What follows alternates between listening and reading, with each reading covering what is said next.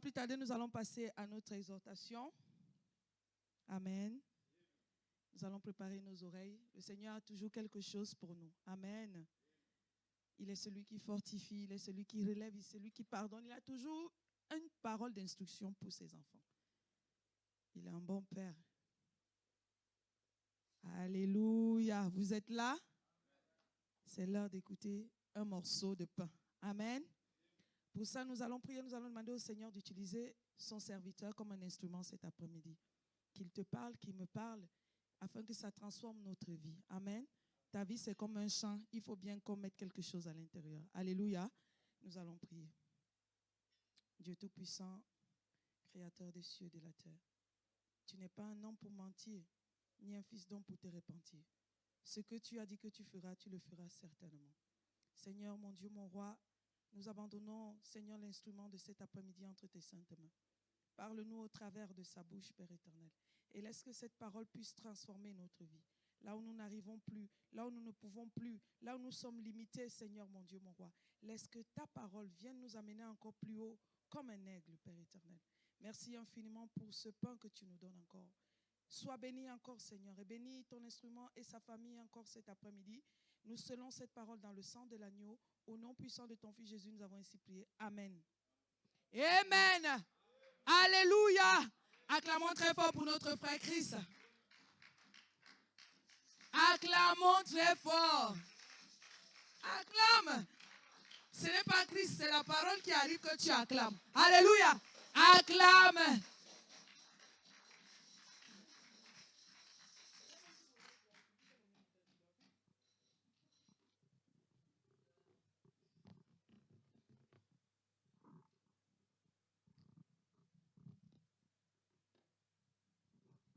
Alléluia. Alléluia. Oui, bien-aimés, je vous remercie de votre présence dans la maison de l'Éternel. C'est toujours un privilège de venir parler en son honneur. Amen. Bien-aimés, nous allons fermer les yeux, accorder cet instant d'exhortation en faveur de l'Éternel. Nous allons prier, demander que Dieu nous accompagne. Seigneur, Père éternel, merci. Merci pour une fois de plus d'avoir répondu présent à cet appel, Seigneur. Merci une fois de plus d'avoir manifesté ta puissance, ta grandeur, Seigneur. Père, nous voulons entendre ta parole cet après-midi. Ouvre les oreilles pour que nous puissions le recevoir. Ouvre nos cœurs qui sont endurcis, Père éternel. Je suis qu'un instrument que tu as choisi pour utiliser cet après-midi. Je m'abandonne auprès de toi. Mon âme s'abandonne auprès de toi. Mon corps s'abandonne auprès de toi. Utilise-moi comme le bon te semble. Dans le nom puissant, glorieux Seigneur Jésus-Christ, on va s'y prier. Amen. Alléluia. Amen. Oui, bien-aimés, nous allons ouvrir nos Bibles. Nous allons lire dans le livre de Marc 12, Marc chapitre 12, verset 31, et nous allons prendre nos livres dans Galates chapitre 5, verset 22.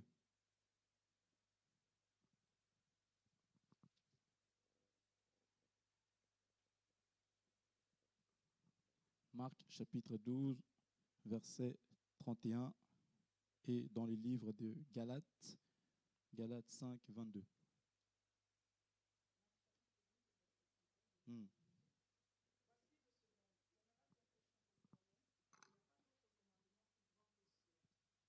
Amen.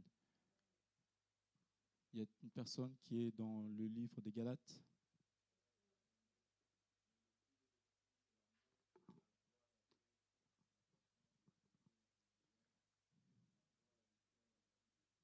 Amen. Alléluia. Oui, bien-aimés, aujourd'hui, nous allons parler des fruits, le fruit de l'esprit. Amen.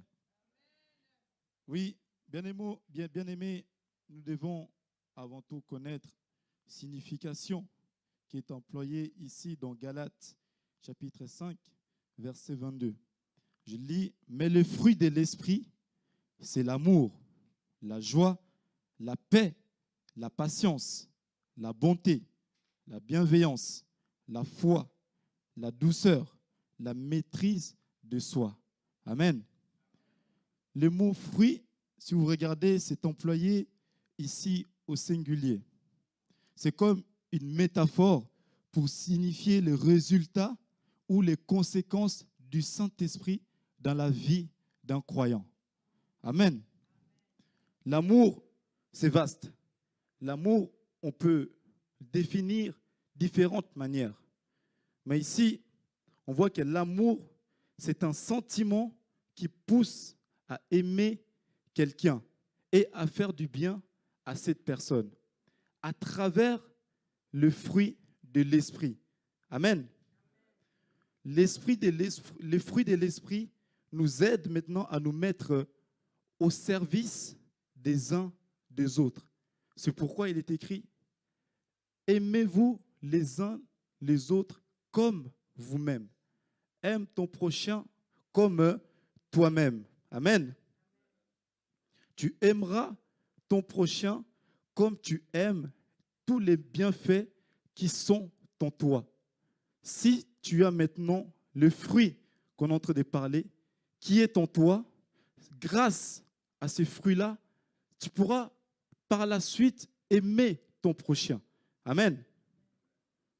Aimer ne veut pas dire marcher avec la personne. Aimer ne veut pas dire dormir avec la personne. Jésus-Christ, il a aimé tout le monde, mais il n'a pas marché avec tout le monde. Nous le savons. Beaucoup ont voulu le suivre. Beaucoup ont voulu marcher, être auprès de lui. Mais il n'a pas, ou il n'a pas pu. Ce n'est pas qu'il ne voulait pas, mais c'est qu'il ne peut pas dormir, il ne peut pas passer tout son temps avec les hommes.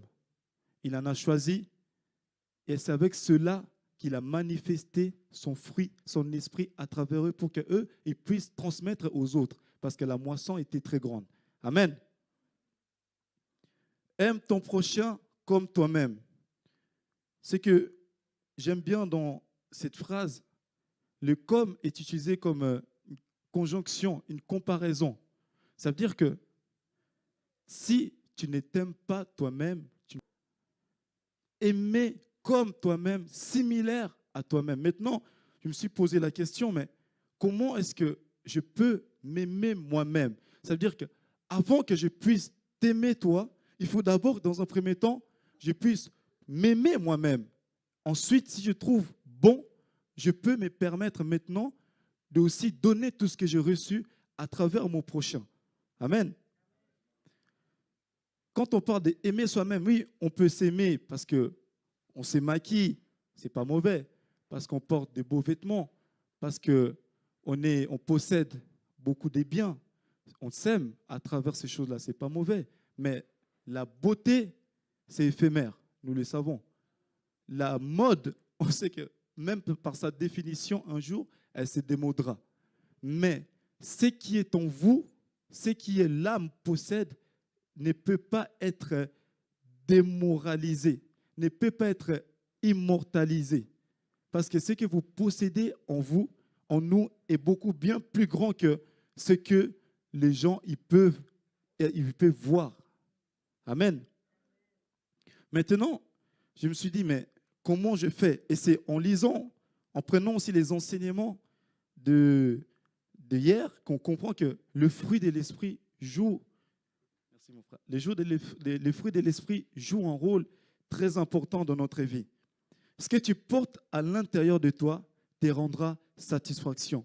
En toi, en nous, il y a les bons caractères qui vont pouvoir maintenant nous permettre de nous investir pour nos prochains. Si en moi, j'ai la patience, si en moi, j'ai la douceur, si en moi, j'ai la bonté, si en moi, j'ai la joie, si en moi, j'ai la paix, ce sont ces merveilles-là, ce fruit-là qui va pouvoir me permettre maintenant de me trouver satisfaction.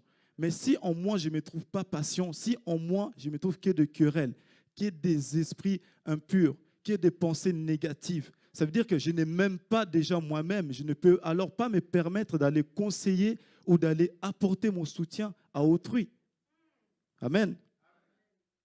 C'est pourquoi il est très important d'aimer son prochain, mais la Bible nous dit comme toi-même. Et c'est à travers le fruit de l'esprit qu'on apprend à nous aimer nous-mêmes. on doit pouvoir être capable de produire des fruits dignes de repentance. Si nous produisons des bons fruits, ce sera agréable pour le prochain pour qu'il puisse en récolter. Aujourd'hui, si le pasteur il produit des bons fruits en lui, nous, on va regarder ce qu'il a produit et on va les manger, ce qui sortira de lui. Mais si aujourd'hui il ne produit pas des bons fruits, il n'y a rien, je pourrais prendre de lui. Si je prends sa richesse va finir un jour. Si je prends ses vêtements avec l'avancée, avec la mode, un jour ça va se démoder. Mais si je prends ce qu'il a à travers lui, les fruits qu'il a sémés, qui sont sortis de lui, c'est par là que ces fruits-là vont demeurer en moi. Et ces fruits-là, je vais pouvoir les manifester dans n'importe quelle circonstance tout au long de ma vie. Amen. Bien-aimés, les fruits que nous avons, je le répète, c'est là pour contribuer à notre prochain. Si vous n'êtes pas en train d'améliorer sans cesse la vie de quelqu'un, vous perdez votre temps. C'est en améliorant la vie de quelqu'un que l'on devient heureux. Parce qu'on voit à travers cette personne la joie maintenant. On voit à travers cette personne la patience qu'elle n'avait pas. On voit à travers cette personne la douceur qu'elle n'avait pas. Amen. Et le fruit de l'esprit, on l'a dit, c'est l'amour. Et toutes les autres caractéristiques sont dans l'amour. Vous comprenez? Le fruit de l'esprit, ce n'est pas au pluriel, mais le fruit de l'esprit qui est au singulier, c'est l'amour. Les autres caractéristiques viennent juste compléter le mot amour. Ça veut dire que dans l'amour, nous devons avoir ces caractéristiques-là. Amen. L'amour, ça vient de Dieu. Dieu est amour. C'est lui qui aime est né de Dieu. C'est lui qui n'a pas connu l'amour, n'a pas connu Dieu. Parce que le Dieu que nous parlons, c'est un Dieu rempli d'amour. Amen. Et malheureusement, notre nature humaine nous pousse à des désirs qui sont contraires à ceux de l'esprit. Et l'esprit aussi a des désirs contraires à ceux de la nature humaine. C'est pourquoi la Bible dit, ils sont opposés. Le bien que vous voulez faire, vous n'y arrivez pas. Parce que tu ne peux pas à la fois posséder la bienveillance et à la fois être ivrogne. Tu ne peux pas, ça ne s'accorde pas. Tu ne peux pas posséder de la haine et en même temps de la douceur. Non. C'est pourquoi aussi, on ne peut pas servir deux maîtres. C'est soit on en trahira l'un ou soit on obéira à l'autre. Donc, les fruits de l'esprit sont là pour accompagner notre vie à la cohabitation de la société. Amen. C'est lui qui possède de la haine, c'est lui qui possède des querelles, c'est lui qui possède de toute forme de mauvaises volontés humaines, n'a pas sa place dans le royaume. Parce que pour avoir accès au royaume, il faut avoir l'amour. Et parmi ces amours-là, il doit avoir les caractéristiques. Amen. Pour nous, chrétiens, nous devons sans cesse être conduits continuellement par le Saint-Esprit. Celui qu'on appelle chrétien, il n'a pas besoin de se lamenter pour dire que je suis chrétien. Non, ça se voit à travers ton comportement. La première fois que les apôtres, ils ont été appelés chrétiens, nous le savons tous, c'était à Antioche. C'était les païens même qui ont vu les apôtres qui ont dit non, ces hommes-là, ce sont des chrétiens. Pourquoi? Parce qu'ils ont vu à travers leur comportement, leur manière d'agir. Et c'est par là qu'ils ont donné le nom de chrétiens. Mon frère, tu n'as pas besoin de te lamenter que tu es chrétien. Les gens, ils parleront de toi. Tes fruits produiront et auront des conséquences sur la vie des gens. Ils vont dire, non, moi je connais Élie. Élie, c'est un frère aimable. Élie, il est très serviable. Élie, il est rempli de douceur. Je le connais. Pourquoi? Parce que j'ai pu être confronté à une situation où le fruit s'est manifesté. Amen. Frères et sœurs, c'est pourquoi je répète, la Bible nous dit, soyons continuellement remplis du Saint-Esprit. Mais souvent, souvent je reproche aux mamans, c'est qu'elles préparent avec amour le repas, mais la manière à laquelle elles appellent les enfants pour venir manger, il y a maintenant toute la colère qui se rajoute. Moi, je comprends. Tu me prépares avec amour, mais tu m'appelles avec de la haine. Viens manger. Tu ne sais pas que ça fait depuis... Viens. C'est là qu'on apprend à devenir, c'est petit à petit. Mais nos parents, je pense qu'il y a des étapes qu'ils ont sautées directement. Ils ont été enseignés, ils ont été grandis dans l'expérience, mais ils ont quand même oublié cette étape-là de fruits en eux. Ils sont remplis d'amour. L'amour est là dans les actes, mais mettez un peu de douceur. Soyez un peu tendre. Amen. La Bible ici nous dit, car l'Esprit de Dieu produit bien autre chose. Je me suis arrêté sur le mot produit. Et j'ai compris que les fruits de l'Esprit, si c'est l'amour, alors c'est le fruit qui produit cet amour. Amen. Et cet amour ne se produit pas du jour au lendemain. Avant qu'il y ait la production, il y a eu d'abord les charges. Et parmi ces charges-là, ça sort un bénéfice dans le produit. S'il n'y a pas de charges, il ne peut pas avoir de production. Ça veut dire qu'on vient d'abord avec toute notre nature humaine. On doit se laisser transformer pour ensuite sortir un bénéfice. Amen. Mais si nous venons et que nous ne nous laissons pas totalement abandonner entièrement par celui qui est le producteur, nous ne pourrions jamais être satisfaits auprès du Père. Parce que nous voulons garder quand même nos charges. Parce que nous voulons quand même garder ce côté humain. Nous ne voulons pas tout abandonner. Non, je fais confiance à l'Esprit. Je crois en toi, Seigneur. Je vais quand même garder ma haine. Je vais quand même garder la colère avec moi. Je vais quand même marcher avec mes pensées impures. Je ne veux pas que tu me transformes. Alors que la Bible ici nous dit, car l'Esprit de Dieu produit. C'est lui le producteur. Il n'y en a pas d'autre. Donc nous devons nous laisser complètement abandonner pour qu'il puisse avoir une transformation. Amen.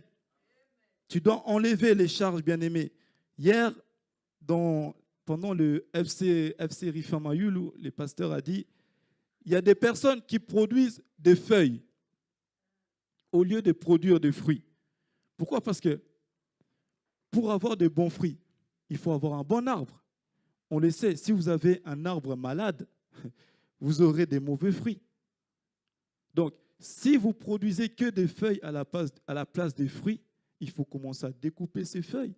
Il faut les jeter, ou quitte à même à couper l'arbre, s'il le faut. Nous devons être renouvelés par notre esprit. Amen. Ce que je trouve aussi intéressant, j'ai trouvé, ça c'est moi, c'est selon moi,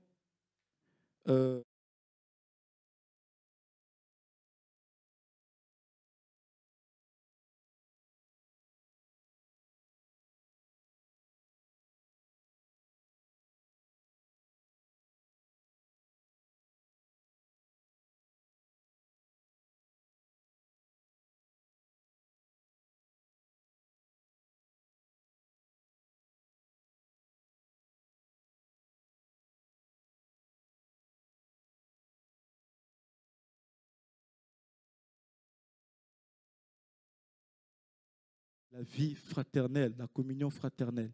Et c'est souvent nous, ce que nous recevons, nous devons les mettre au service des autres. La bonté.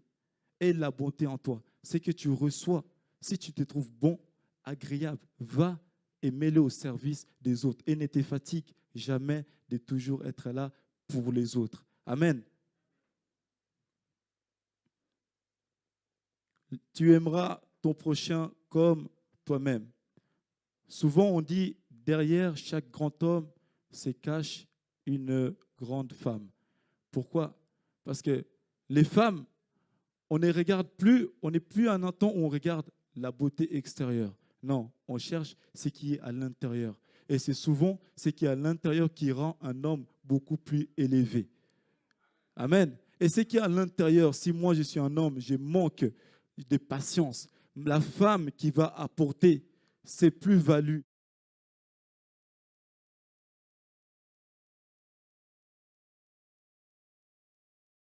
et grâce à cet amour, elle va l'utiliser pour élever son mari. Amen. Oui, bien-aimés, je souhaite juste une chose, frères et sœurs, que nous écoutons avec foi. Ce qui est important, c'est la foi qui agit à travers nous par amour. Ayons la foi dans toutes circonstances et abandonnons-nous entièrement pour que nous puissions recevoir le fruit de l'esprit, pour que nous puissions nous aimer les uns les autres, mais aussi pour que nous puissions d'abord nous aussi nous aimer nous-mêmes. Amen. Que Dieu vous bénisse.